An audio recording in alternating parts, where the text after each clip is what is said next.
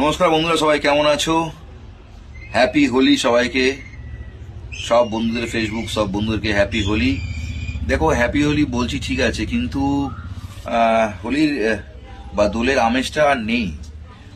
এই দেখো, ছেলে আর আমি আছি আমারই বাড়িতে বসে খেলছে, এই বেলুন এই সব আছে, খেলার কেউ নেই, কোনো লোক নেই। মানে এইটাই আফসোস হয়। আমাদের সময় কত কত লোক বেরাতো খেলার জন্য, কত লোক বেরাতো, কত মজা হতো, কিন্তু এখন আর সেটা নেই। আমি জানি না কেন। আমারও বন্ধু বান্ধব যাদেরকে ফোন করছি, কেউ খেলতে চাইছে না, বলছে অ্যালার্জি আছে, কেউ বলছে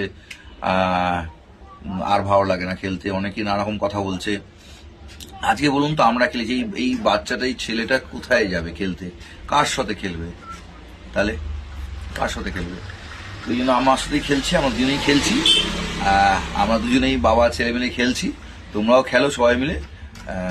ওকে আমি বলেছি যতক্ষণ আমি আছি চিন্তা নেই, আমরা খেলবো কাজের ফাঁকে। আমি জানি না আজকেও কাজ আসতে পারে।